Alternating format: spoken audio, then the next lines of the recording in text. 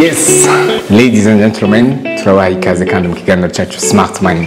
Nizera yuko mwese mumeze neza, hamwe namwe twese turi on top. Mu kiganiro cyacu Smart Mind no munsi turagira kandi je namwe gusa gumana natwe.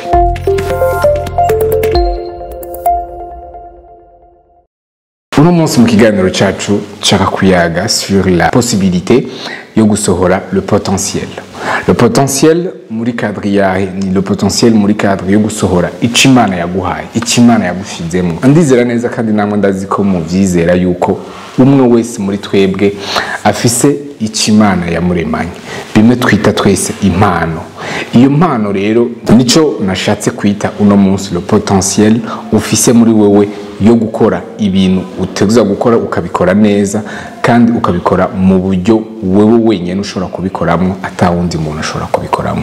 C'est ça nico twita le potentiel d'évoluer, le potentiel yo kwidemarka dans la foule, iyo potentiel ufise muri wewe canke ubwo bubasha, ubwo bushobozi ufise muri wewe nubwo wavukanye, nubwo Imana yaguhaye ufise wenyene n'uburyo bwo kwisohora, ufise uburyo bwo kwisohora bwisangije bivanye nawe icuri n'ukuri. Ikibazo nuko twese kenshi usanga tugomba kurabira ku bandi, tukibagira ko ari impano umwe wese muri twebwe yavukanye, Imana yamugabiye. Kujya tuvuga ingabire, impano mu gifaransa bayita don. Iyo umuntu agize don, turakunda kumva mu ma organisation cyangwa mu bindi bikorwa bisanzwe ugasanga naka ngo yatanze don. N'umuntu hari impano, hariyo don Imana imushiramo kuva kivuka. Iyo don ingene uyisoresha kuba don yo gufasha, yashobora kuba don yo gukora, yashobora kuba don yo gukorera abandi, yashobora kuba don yo gushona, yashobora kuba don yo kugira ikintu icari cyo cyose, ariko ugasanga uburyo iyo mpano wayihawe iza kuba uburyo bwisangije bivanye na wewe icuri. Iyo mpano cyangwa ubwo bubasha rero kenshi umuntu arabuvukana kandi bitangura kugaragarira kuva tukiri bato, kuva tukiri muri ya myaka umwaka umwe, imyaka ibiri, abavyeyi barashobora guca bavyumva. Hari igihe usanga uravye umwana ukabona neza ko ari ibintu akora bitandukanye cyangwa bidahwanye n'imyaka yiwe. Ijya aba ari le potentiel afise, Imana yamushizemo, le don Imana yamushizemo, kandi ejo niyayibandanya ari izo gutuma agira ikibanza muri societe abarimo. Le potentiel igaragarira kuva mu buto, kuva tukiri bato. Hari ibintu usanga umuntu akora, abana muri rusange hari ibintu ari igihe usanga ushobora kubona umwana akunda gucapa, ugasanga mugiye mwese mushobora kuba mwicaye ahantu ugasanga umwana yinyegeje yicaye ahantu ariko aracapa. Ça c'est le potentiel Imana yamushizemo. Uburyo abikora cyangwa uburyo abicapa n'uburyo buri unique kuri we.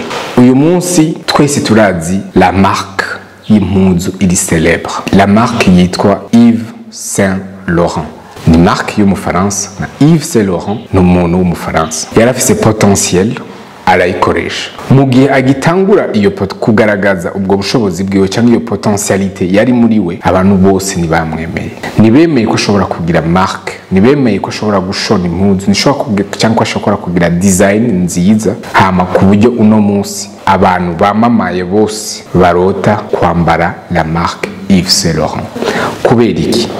Ni kubera yatahuye yuko hariho potentialité, hari ubushobozi bwari muri we atawundi muntu yari afise. Uburyo asohora ubwo bushobozi bwiwe, uburyo yashona impuzu ziwe, uburyo yacapa impuzu ziwe, nivyo vyatumye yidemarka dans la foule.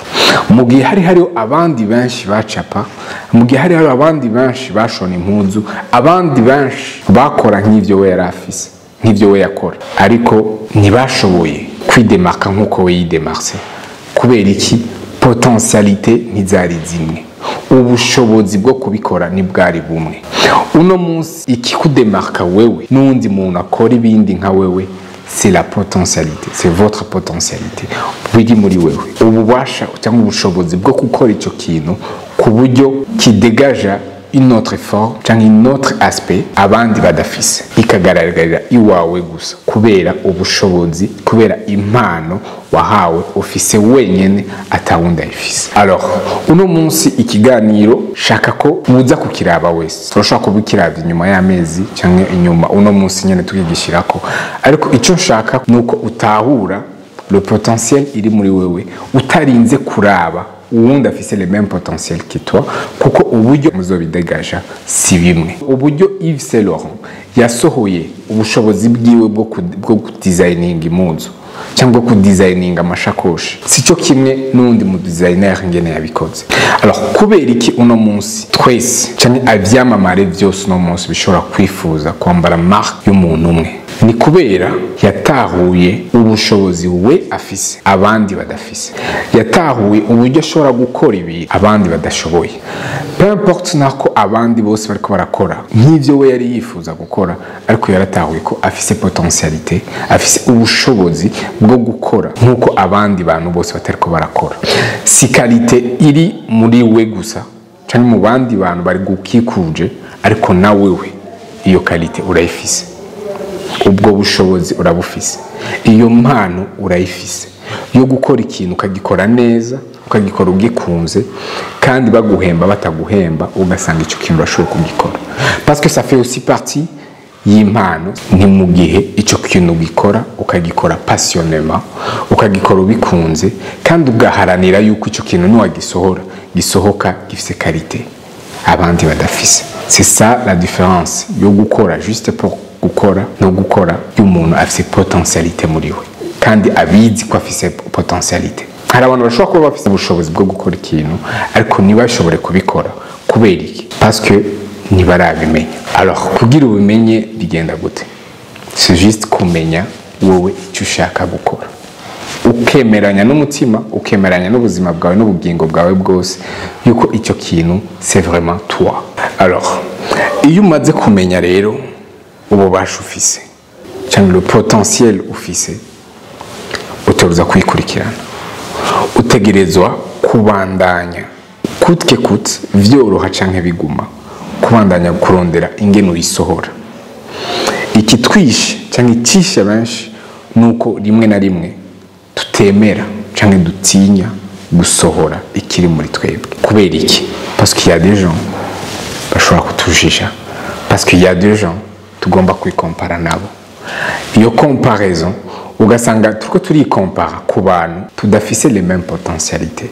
Ufise potentiel yo kuririmba, ukaririmba neza, ariko tu compare ku muntu ari atamba, ntibishobora kumacinga. Ufise potentiel yo gucapa, ugashaka kwigereranya n'umuntu afise le potentiel yo kwandika, ntibishobora kumacinga.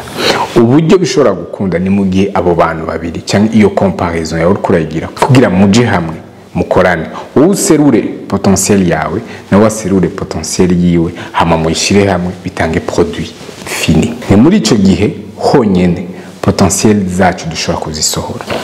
Le potentiel ni ico kintu cyose cyangwa iyo mpano wahawe n'Imana wumva ko ufise, ariko uno munsi utari kurasohora kubera gutinya amaso y'abantu, kubera gutinya ico abantu bashobora kukuvuga ko, kandi wumva wemeranya na wewe ko icyo kintu ari ciwawe. Abantu bahambaye uno munsi ku isi ni abantu bashoboye kwitahura, bagatahura ubushobozi bafise, bagatahura le potentiel bafise, bakayisohora à leur manière.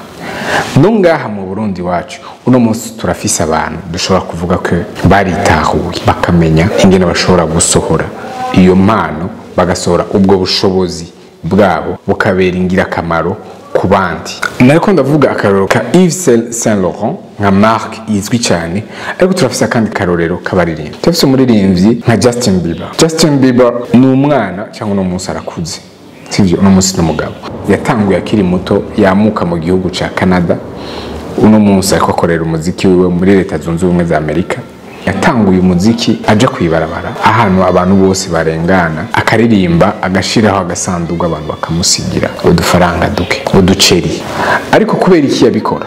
Kubera yarazi deja icyo Imana yamushizemo, kubera yarazi ubushobozi afise n'ingene ashobora kubiserura. Ntako atamahera menshi yarafise bwo kubiserura mu buryo bwiza byari bikenewe muri ico gihe ariko ku buryo buke yari afise yarabikoze arerekana le potentiel afise hama isi yose no munsi iramuzi certainement que yaronse abantu benshi bamugwanya abantu benshi bamukonkurensa abantu benshi bamwigereranyako cyangwa nawe nyine ashobora kuba yaragize icyo kibazo cyo kwigereranya ku bandi ariko yaragitsinze no kugira utahura ubushobozi ufise utoza kurengera ibyo byose biza bituma wigereranya ku bandi kuko ubushobozi bwawe plus umwanya ugenda plus uguma mu gikorwa kijyanye n'impano yawe ubushobozi bwawe buraseruka kandi isi yose ikabigubwa neza ko bw'icyo uriko uratanga kuko iyo potentiel ufise nahawe kwivomerera nahawe kwikuza kugira ivemwo ikintu kizima gishobora kuzofasha abantu benshi muri communauté yawe cyane mu bikorwa usanzwe ukora buri munsi uno munsi rero dukeneye abantu bashobora kuba prêt et prête kuvomerera imbuto bahawe n'Imana kuko twese turafise impano Imana yaduhaye nta numwe atayifise nta muntu numwe adafise iyo mbuto ariko birasabwa yuko tumenya ko dufise n'utwahawe n'ubwo bushobozi bwo kwivomerera no kwikuza hama yamara gukura ikabera ikimazi abantu bose batwegereye n'abari kure mu gihe tutabikoze ni kosa turiko turikorera ni kosa tuba turiko turakorera aho duherereye kuko ubwo bubasha wahawe iyo potentiel ufise nta wundi yahawe wewe nk'impano ukwiye gukoresha kugira ushike kuri za ndoto zawe ushike kuri ya destine yawe mu gihe utayikoresheje rero uba uriko uratakaza ta destine uba uriko urayoba niko bavuga mu Kirundi uba uriko urayoba mu gihe ufise imbuto mu gihe ufise ubushobozi bwo gushika kuri destine ariko mu gihe utari kurayikoresha ubwo bushobozi mu gihe utari kurabukoresha ucuyoba biba ngombwa rero kwikoresha kugira ntuhemuke kandi ntuce mu murongo utariwo l'unique façon ihari yo kuba satisfait yo kuryoherwa yo gushika kuri ya satisfaction émotionnelle spirituelle et physique yacu ni mu gihe honyene dushobora kuba turiko turakora ibihwanye n'ubushobozi bwacu ubushobozi usanzwe ufise naturellement wavukanye urashobora kubwongerereza ahandi mu bundi buryo mu maformation mu kurondera ibindi vyigwa ariko ari ikintu usanganywe ubusanganywe kikurimwo ubu lisanse gukorera ko kugira ushike hehe hahandi ushaka kugera icyo nacyo bacita gute c'est le potentiel naturel ibiri muri mu muntu wese alors nakahe kamaro ko gukoresha notre potentiel cyangwa notre potentialité ni kubera niyo unique façon yo kwemegwa yashizweho nakahe kamaro ko gukoresha rero le potentiel nibwo buryo bwonyene bwo kuba wewe mu gihe uriko urakora ikintu wumva neza ko udafitiye ububasha ugira effort nyinshi zo kubundi muntu hako kuba wewe mu gihe Imana yaba yaraguhaye cyangwa uba waravukanye ubushobozi bwo kuba wewe bwo gukora ikintu kiwanye n'icuri ariko ugashaka kwiyovya wenyene mu kwishushanya n'abandi cyangwa n'ibindi bikorwa bidahuye n'ibikorwa ulisanse gukora kubw'iterambere ryawe n'iterambere rya ta generation et ton époque uri kurabamo ni vyiza rero ko utahura ko ico kintu ukikurimo ubwo bushobozi wumva kufise c'est bien urashobora kuvuga ati ndumva ko ndabishoboye ndumva ko mfise iyo mpano ariko niri perfectionné mu gihe uriko urakora niho haza perfection mu gihe ukoze ikosa niho ukosorwa ariko mu gihe udakoze nta n'umwe aza kugukosora agukosorere ubanza gukora hama ugakora ikosa ugakosorwa et c'est à partir de là uba uriko uraba perfectionné hama n'ibindi byo kuba formé mu bindi bikorwa ariko wabanje gusohora ikiri muri wewe ni kubera iki dukwiye gusohora le potentiel yacu cyangwa ubushobozi bwacu ni kubera à chaque fois iyo tutariko turabikora ntabari twebwe tuba turiko turishushanya n'undi muntu natwe tutazi parce que wewe gukuri nico kiri muri wewe, nico kiri muri wewe kandi uteza gusohora kugira kibere inyishu abandi. Mu gihe utari kurasohora potentiel yawe rero hari abandi baba kwiteze kwinyishu muri uyo mwanya bataba bariko barayironka, canke muri uwo mwanya hari uruhombo ruba riko riraba swat kuri wewe canke no ku bandi bakeneye ico kiri muri wewe. Rero uriko uranyumviriza cyangwa uriko urakurikirana ino video no munsi, ukaba uzi neza ko hari kiri muri wewe, wumva ko ufitiye impano, ufitiye n'ubushobozi bwo kugikora, ariko utari kurakora, menya neza ko hari abantu bariko barahomba kubera wewe. Eka na wewe nyene uriko urahomba parce que urukura urica ubushobozi buri muri wewe naturellement. Mu gihe wari ukwiye kwisohora kugira igufashe wowe kubandanya ushika kuri ya destine yawe, uriko urayizibira ugasanga même ta destine nturiko urayishikako, même wa wundi yagomba kungukira kugusohora ikiri muri wewe ntariko arunguka, aracicaye canke ariko arahomba. Alors si wowe wenyene rero uriko urahomba, si uwo mugenzi wawe cyangwa yagomba kunguka ariko arahomba, me umuryango wawe urahomba, n'igihugu cyawe kigahomba, muri make twese tugahomba kubera umuntu umwe yarasanzwe akwiye guserura kiri muri we atariko aragisohora. Ico dukwiye kumenya rero ni nuko gusohora ikiri muri twebwe bitubera inkomoko y'amahigo, source des opportunités, inkomoko yo kumenya notre destinée, yo kumenya cambo c'ababandi why we are here, kubera iki turi hano, pourquoi sommes-nous là,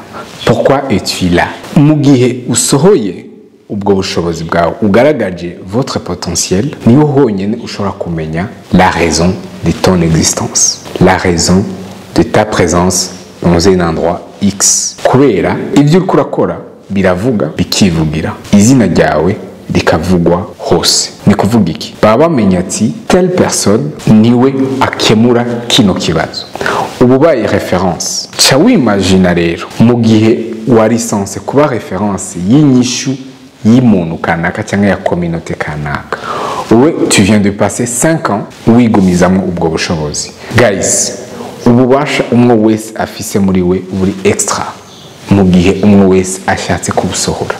Ikiriko kiratwononera twese nuko dufise ubwoba no kwibaza ati banyumvira kwiki, ariko chacun de nous arafise potentiel yo gusohora kandi ikabera inyishu abandi, ikabera inyishu igihugu, ikabera inyishu communauté yiwe cyangwa communauté yacu yose, parce que tout simplement twatahuye yuko iyo ubwo bushobozi cyangwa iyo potentialité dufise ni kado twahawe n'Imana kandi tuza kwitanga natwe kugira ibere inyishu ahandi hantu. Si ngombwa rero twame turabira ku bandi, ahubwo ni ngombwa ko twimenya twebwe kwanza. Igihari uno munsi muri societe yacu nuko benshi twihuta kurabira abandi ku bandi, hakubanza kwihweza twebwe ikiri muri twebwe nico dushoboye. Ico nifuza kuri twese nuko uno munsi tugira ayo mahigwe yo kumenya ico dushoboye, le potentiel iri muri twebwe tukanayisohora kugirize kuba inyishu ku bandi bantu benshi. Murakunze kubibona mu biganiro byinshi dukora hano muri Smart Mind, tubazanira abantu batandukanye bakoze ibintu bitandukanye kandi bakabikora mu buryo bwo gusohora icyari muri bo. Hama à un certain moment bose ikibahuza nuko usanga barazanye ikintu muri communauté gifasha umwe wese bivanye nico yakoreramo. Kino kiganiro umujene wese ariko arandaba nuko nifuza yuko utahura ubushobozi Imana yashize muri wewe. Wizera Imana bien sûr, utizeye Imana ariko naho nyene urafise potentialité yo gukora ikintu. Do it. Mu kugira ndangize kino kiyago reka ndabaye example. Navuze Yves Saint Laurent, navuze Justin Bieber, ariko no ngahi wacu uno munsi turafise abantu bariko basohoye icyariko kirabiragira muri bo, uno munsi kiriko kiraba inyishu. Reka ndabaye akarorero ko mu entrepreneur twese tuzi uno munsi Delphin Kazi, umujene aracyari muri ya myaka y'ugwaruka, ariko ubona neza ko hari ubushobozi bwari muri we yariko haranira gusohora, kandi igihe yafashe ingingo yo gusohora ubwo bubasha akabukoresha bwabereye igisubizo abantu bose mu gihugu. uno munsi abantu bose barishimira kuba bariko barakora canke babayeho kumbuga ivyo akora, ivyo yasohoye bibera inyishu abandi. Ndabahaye akarorero ka Delphin Kaze, ariko ndazi ni benshi muzi, peut-être twebwe tutaramenya canke tuzi deja, ariko bose nitwobavugira hano. Ariko ico nshaka yuko twese dutahura que ubu uri entrepreneur, merci beaucoup ko uri kurakora ivyo uri kurakora, parce que grâce à toi hariho satisfaction iri kuraboneka, nawe nyene ukuraba satisfait kubera ukuratanga ubushobozi bwawe, ico wari icyari muri wewe naturellement. Namwe bw'abandi mutarabikora ndabifuriza ko bikora deke mwumvise ko hariho iyo necessité, deke mwumvise ko hariho ico kintu kiriko kirabasunika gukora. Ntutinye, kora. Ikosa bose bararikoze, ariko icyaye baryohereje ubuzima nuko muri uko gukora ikosa bararonse abakosora, hama ibintu biragenda uko bigenda uno munsi. Nahacu twese gusohora ikiri muri twebwe kugira Uburundi bwacu bukomeze kuba bwiza. Merci beaucoup. Naho mu ndwiza mu kindi kiganiro nk'iki nyene Smart Mind.